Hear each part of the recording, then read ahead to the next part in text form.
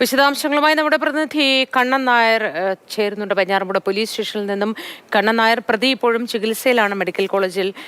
അവിടെ നിന്നും പ്രതിയെ ഈ തെളിവെടുപ്പിനായി കൊണ്ടുവരുന്നത് ഇന്നത്തെ ദിവസം അത് സാധ്യമാണോ എന്നൊരു കാര്യം ഉണ്ട്, അതൊരു ചോദ്യമായി അവശേഷിക്കുന്നുണ്ട്. പോലീസ് എന്താണ് നൽകുന്ന വിവരങ്ങൾ?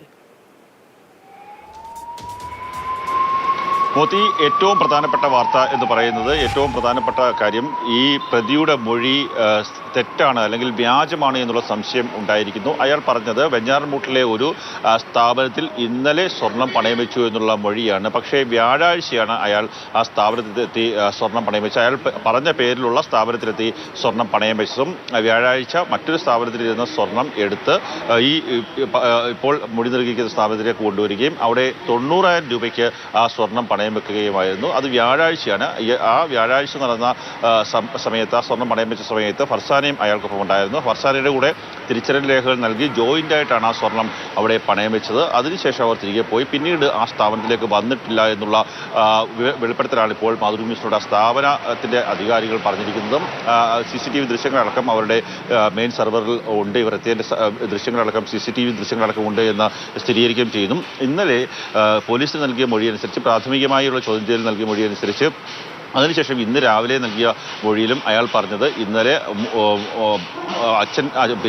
ബാപ്പയുടെ ഉമ്മയുടെ സ്വർണ്ണമാല എടുത്തുകൊണ്ടുവന്ന് ഒരു സ്വകാര്യ പണമിടപാട് സ്ഥാപനത്തിൽ കൊണ്ടുവന്ന് വെച്ചു എന്നുള്ളതാണ്, പണയം വെച്ചു എന്നുള്ളതാണ് അയാൾ പറഞ്ഞത്. പക്ഷേ ഇന്നലെ അയാൾ പറഞ്ഞ സ്ഥാപനത്തിലേക്ക് എത്തിയിട്ടില്ല എന്നുള്ളത് തന്നെയാണ് ഇപ്പോൾ നമുക്ക് ഏറ്റവും പുതുതായി നൽകാൻ സാധിക്കുന്നത്.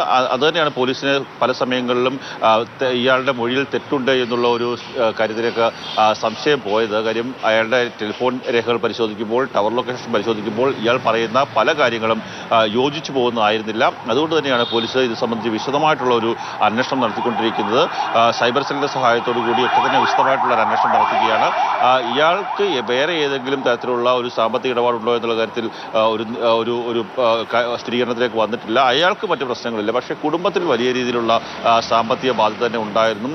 അതോടൊപ്പം തന്നെ ഈ സ്വർണം പണയം വെക്കാൻ ഒപ്പം ഉണ്ടായിരുന്നതും ഈ തിരിച്ചറിയൽ രേഖകൾ കൊടുക്കാൻ ഒപ്പം ഉണ്ടായിരുന്നതൊക്കെ ഈ പെൺകുട്ടിയാണ്, പെൺസുഹൃത്താണെന്ന് പറയുന്നല്ലോ. പെൺസുഹൃത്തുമായി ബന്ധപ്പെട്ട മറ്റെന്തെങ്കിലും കൂടുതൽ വിവരങ്ങൾ പോലീസ് ഈ ഘട്ടത്തിൽ പുറത്തു പറയുന്നുണ്ടോ? പെൺസുഹൃത്ത് അന്ന് വ്യാഴാഴ്ച ഇയാൾക്കൊപ്പം ഉണ്ടായിരുന്നു. അതിനുശേഷം ആ കുട്ടിയുടെ വീട്ടിലേക്ക് തന്നെ തിരികെ പോയി. ഇന്നലെ വൈകിട്ട് 3 മണിയോടുകൂടിയാണ് സ്വന്തം വീട്ടിലേക്ക് ഇയാൾ വിളിച്ചു വരുത്തുന്നത്. അതിനുശേഷം സ്വന്തം വീട്ടിലെ 1ാം നിലയിലേക്ക് പോയിരിക്കുന്നത്, അതായത് മുകളിലത്തെ നിലയിലാണ് അഫാൻ താമസിക്കുന്നത്, ഉറങ്ങുന്നത്. അവിടേക്ക് പോയിരിക്കാൻ പറയുന്നു. നേരത്തെ ആ കുട്ടിയെ വീട്ടിൽ വന്നിട്ടുള്ളതാണ്. ഉമ്മയും സഹോദരനെയും ഒക്കെ തന്നെ നേരിട്ട് അറിയാവുന്നതാണ്. അങ്ങനെ മുകളിലേക്ക് പോയി. ആ സമയത്ത് അമ്മ ജീവന് വേണ്ടി മല്ലടിച്ച് താഴത്തെ മുറിയിൽ കിടക്കുകയായിരുന്നു. അതൊന്നും അറിയാതെയാണ് അയാളുടെ മുറിയിലേക്ക് പോയത്. പിന്നീട് ഇയാൾ വന്ന് ഈ കുട്ടിയെ ഈ ചുറ്റിക ഉപയോഗിച്ച്, വലിയ ഹാമർ ഉപയോഗിച്ച് തലക്കടിച്ച് ഒറ്റയടിക്ക് കൊന്നു എന്നുള്ളതാണ്.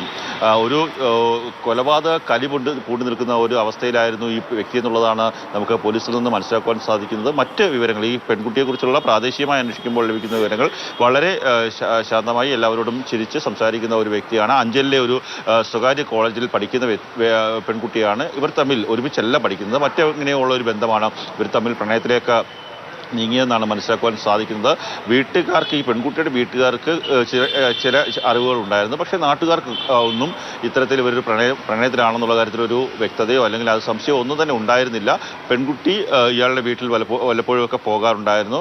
ഉമ്മയ്ക്കും ഈ പെൺകുട്ടിയെക്കുറിച്ചുള്ള കാര്യങ്ങൾ കൃത്യമായി അറിയാമായിരുന്നു. അതുകൊണ്ട് തന്നെയാണ് വീട്ടിലെ സ്വർണം പണയം വെക്കാൻ വേണ്ടി ഈ പെൺകുട്ടിയുടെ രേഖ കൂടി നൽകിക്കൊണ്ട് ഒരു രീതി ആ കാര്യത്തിലേക്ക് പോയത്. ഇതോടുകൂടി ഈ വളരെ കുരുങ്ങിക്കിടന്ന ചില കാര്യങ്ങളിൽ ഒരെണ്ണം കൂടി വ്യക്തമായിരിക്കുകയാണ്. അത് ഈ സ്വർണ്ണാഭരണം പണയം വെച്ചതുമായി ബന്ധപ്പെട്ടാണ്. പ്രതി പറഞ്ഞതിൽ നിന്നും വിരുദ്ധമായാണ് കാര്യങ്ങളെന്ന് ഇപ്പോൾ ഈ ഘട്ടത്തിൽ പോലീസിന് വ്യക്തമാകുന്നു. നേരത്തെ സംശയിച്ചിരുന്ന സൽമാ ബീവിയുടെ പക്കൽ നിന്ന് ഈ മാല കൈപ്പറ്റിയിരുന്നു എങ്കിൽ സൽമാ ബീവിക്ക് 2 ആഭരണങ്ങൾ ഉണ്ടായിരുന്നിരിക്കാം. കാരണം മകളുടെ പക്കൽ ഒരു മാല ഉണ്ട് എന്നാണ് നമുക്ക് ലഭ്യമായിരുന്ന വിവരം. അങ്ങനെയെങ്കിൽ ഇത് എപ്പോൾ, എങ്ങനെ, ആരുടേത് തുടങ്ങിയ കാര്യങ്ങളിൽ ചില സംശയങ്ങൾ ഉണ്ടായിരുന്നു. അത് ഒരു പരിധിവരെ ദൂരീകരിക്കുന്ന രീതിയിലാണ് ഇപ്പോൾ പോലീസ് നൽകുന്ന ഏറ്റവും പുതിയ വിവരം. ഞാൻ കണ്ണനിലേക്ക് മടങ്ങി വരാം.